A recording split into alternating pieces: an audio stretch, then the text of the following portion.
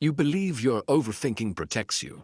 You tell yourself that running every scenario in your head makes you prepared, intelligent, strategic. You replay conversations to refine them. You anticipate outcomes to avoid mistakes. You analyze decisions from every angle so nothing surprises you. But while you call it preparation, something else is happening. Your mind is not sharpening, it is circling. It is not solving, it is stalling. The constant analysis that feels responsible is quietly draining your energy. You go to sleep thinking. You wake up thinking. The decision remains untouched. Few men realize overthinking is rarely wisdom. It is fear in disguise. It disguises itself as caution, feels disciplined, but beneath it sits the need to control uncertainty. Beneath it sits the fear of getting it wrong, of being judged, of failing publicly. The mind that won't stop does not create clarity, creates fatigue, and fatigue erodes action. The paradox is uncomfortable. The very thinking you believe is protecting you may be the reason you are stuck. Overthinking feels intelligent because it mimics control. When you analyze every possible outcome, you create the illusion that uncertainty can be neutralized. The mind tells you that more thought equals better preparation. It feels strategic. It feels responsible. But this sense of control is often artificial. At its core, overthinking is driven by fear of mistakes. A wrong decision threatens identity. It risks embarrassment, failure, or social rejection. The mind attempts to prevent that pain by simulating every possibility. It confuses repetition with readiness. Ego preservation strengthens the loop. As long as you remain in analysis, your competence is hypothetical. Hypothetical competence cannot fail. Execution, however, can expose limits. Overthinking protects you from that exposure. Social judgment anxiety intensifies the pattern. In a world where outcomes are visible and criticism spreads quickly, hesitation feels safer than imperfect action. The mind overcompensates by seeking absolute certainty. Cognitive overload compounds the issue. With constant information, comparison, and input, the brain struggles to distinguish signal from noise. Instead of simplifying decisions, it multiplies variables. There is a crucial distinction between reflection and rumination. Reflection is structured and purposeful. It moves toward conclusion. Rumination circles endlessly without commitment. One sharpens clarity, the other postpones it. Few men recognize that intelligence without boundaries becomes paralysis. Overthinking feels disciplined, but discipline is not endless thought.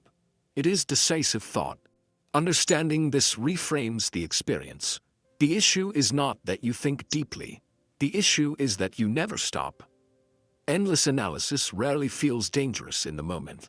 Feels careful, responsible, thoughtful. But the cost accumulates quietly. Decision fatigue is the first consequence. Each internal debate consumes cognitive energy. The brain was not designed to process infinite hypothetical scenarios. Over time, mental stamina weakens. Choices that once felt simple begin to feel overwhelming. You grow tired not from action, but from anticipation. Momentum fades next. Action builds rhythm. Rhythm builds clarity. When you stall in analysis, that rhythm collapses. Days pass without execution. The gap between intention and behavior widens. What once felt urgent begins to feel distant. Self-trust erodes gradually. Every postponed decision signals something internal. You do not trust yourself to choose. Confidence is not built through perfect reasoning. It is built through repeated execution. Without execution, confidence thins. Emotional instability deepens the damage. Rumination magnifies uncertainty. Doubt multiplies. The mind replays potential failures until they feel real. Anxiety grows without external cause. You begin reacting to imagined outcomes rather than present reality. The cost is greater than it appears. You do not merely lose time. You lose clarity. You lose self-respect. You lose forward movement. And once hesitation becomes habitual, identity begins to align with indecision. Few men recognize that overthinking does not protect them from error, protects them from growth. And protection without progress becomes stagnation. If endless analysis drains momentum, the first shift is structural. Limit the thinking window. Overthinking thrives in open space. When decisions have no boundaries, the mind expands endlessly. It revisits the same concerns from different angles, convincing you that more thought will produce certainty. But certainty rarely increases with repetition. It increases with limits. Cognitive boundaries restore control.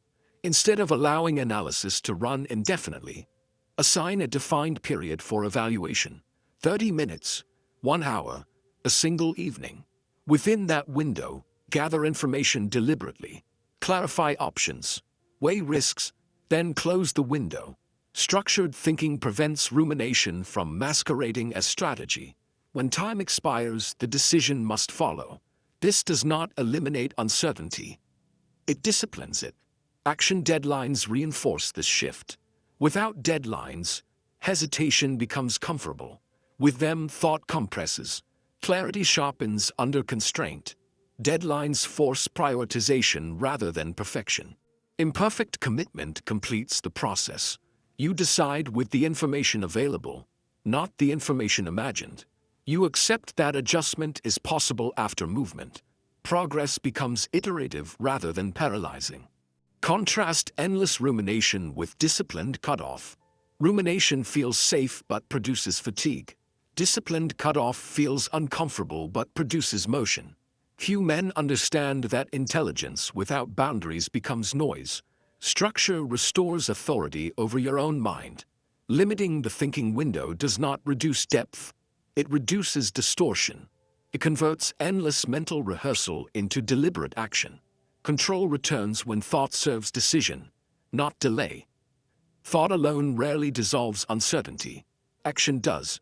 When you move, reality provides feedback. Hypothetical fears meet tangible experience. Many imagined obstacles shrink under contact. Behavioral feedback loops replace speculation. You act, observe outcome, adjust. Clarity emerges from interaction, not anticipation. This mirrors the exposure principle. Avoidance amplifies anxiety because the mind never tests its assumptions. Exposure reduces anxiety because it confronts distortion directly. Each step into uncertainty weakens its hold. What once felt overwhelming becomes manageable through repetition. Confidence follows execution. It is not manufactured internally through affirmation. It is built externally through evidence. When you complete tasks despite hesitation, you generate proof that you can navigate imperfection. That proof strengthens identity. Contrast passive contemplation with motion. Passive contemplation magnifies risk. It inflates potential failure because nothing challenges it. Motion grounds perception. It introduces data. It replaces imagined disaster with lived experience. Few men realize that overthinking is often a substitute for action. It creates the sensation of progress without demanding exposure. Agency returns when you move first and refine later. The goal is not flawless execution. It is calibrated execution. Action clarifies faster than analysis ever can. And clarity built through action sustains momentum. Pause and look inward with precision. What decision are you postponing right now? Not the abstract ones, the specific one. The conversation you haven't initiated. The project you haven't launched. The change you keep rehearsing but never committing to. What are you protecting? Are you protecting time, reputation, energy? Or are you protecting identity from exposure? Ask yourself honestly. Are you seeking certainty or avoiding discomfort? Certainty feels responsible. It sounds strategic. But often what you call needing more clarity is resistance to vulnerability. Few men confront avoidance directly. It is easier to remain analytical than accountable. It is easier to remain in thought than risk execution. Notice how the mind reframes delay as prudence. Notice how it promises readiness tomorrow. Observe the pattern without justifying it. Sovereignty begins when you admit the truth. If hesitation is driven by fear rather than logic, no amount of thinking will resolve it. The question is not whether you are capable. The question is whether you are willing to act without perfect assurance. Awareness is the first interruption of avoidance. An interruption is the beginning of movement. Overthinking thrives on excess. Excess options, excess opinions, excess information. The mind convinces you that more input will generate better clarity. Often it generates noise. The discipline of mental reduction begins with simplifying decisions. Not every choice requires exhaustive analysis. Many decisions fall within a narrow margin of acceptable outcomes. When you recognize this, you reduce unnecessary deliberation. Precision replaces perfection. Removing unnecessary inputs is the next step. Constant exposure to advice, commentary, and comparison fragments attention. Each additional voice adds complexity. Fewer inputs create sharper thinking. Silence sharpens judgment. Information overload amplifies hesitation. When every possibility is considered equally, paralysis follows. Discipline requires filtering. What is relevant? What is actionable? What is noise? Clarity grows when you eliminate excess rather than accumulate more. Emotional neutrality strengthens this process. Decisions made from agitation distort perception. Calm evaluation narrows focus. When emotion stabilizes, variables become manageable. Less input equals clearer output. This principle applies to thought as much as speech. Reduction is not limitation. It is refinement. Few men understand that clarity is often subtraction, not addition. The more disciplined your boundaries around thought, the stronger your execution. Mental reduction does not diminish intelligence. It sharpens it. Structure creates simplicity. Simplicity creates action, and action restores momentum. Zoom out from the individual mind and observe the environment shaping it. We live within constant information flow. News cycles never pause. Opinions arrive faster than reflection. Notifications fragment attention before thoughts can settle.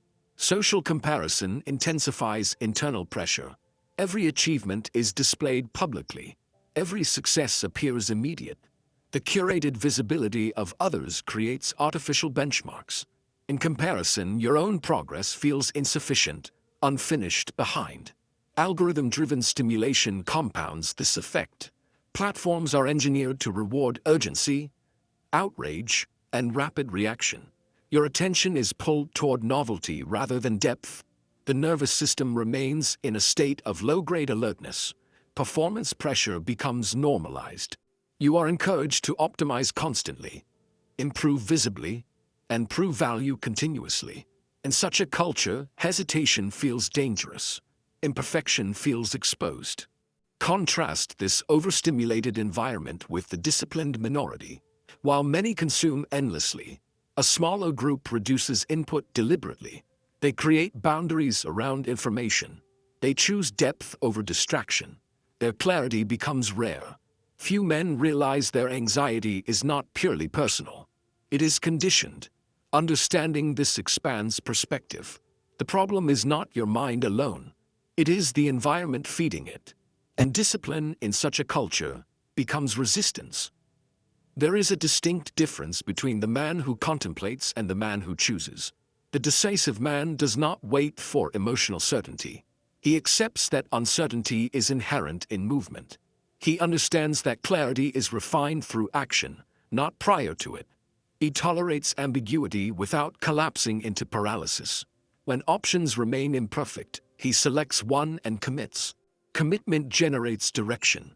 Direction builds structure. Structure strengthens identity. The decisive man acts without perfect clarity.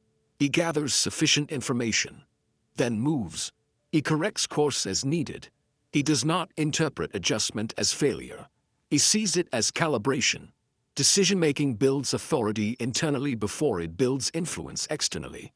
Each committed action reinforces self-trust. Each execution, even flawed, becomes evidence that he governs himself rather than waiting for permission. Few men realize that hesitation weakens identity more than mistakes do. Indecision fragments momentum. Decisiveness consolidates it. He does not rush recklessly. He moves deliberately. He accepts that progress requires friction. Over time, others begin to notice. Stability in decision-making signals competence. Composure in uncertainty signals maturity. Authority does not begin with dominance. It begins with choice. The decisive man is not fearless. He is disciplined enough to move anyway. Overthinking does not protect you, postpones you. It gives the illusion of safety while quietly delaying growth. Discipline protects you. Discipline moves you. Discipline reshapes you. You do not need another hour of reflection. You do not need another list of pros and cons. You do not need to feel entirely certain. What you need is a boundary around your thinking and a commitment beyond it. Set a decision deadline today, not next week, not when you feel ready. Today. Give yourself a defined window to evaluate. When that window closes, choose. Then act. Action will clarify what thought cannot. It will expose what is real and discard what was imagined. It will strengthen self-trust in ways rumination never will. The mind seeks comfort. Discipline seeks momentum. Few men understand that identity is shaped through execution, not intention. Each decisive act reinforces the kind of man you are becoming. Hesitation shapes identity as surely as movement does. Choose deliberately. Act imperfectly. Adjust consistently. You do not need perfection to begin. You need structure. Beyond the struggle, where discipline replaces impulse, and clarity replaces chaos.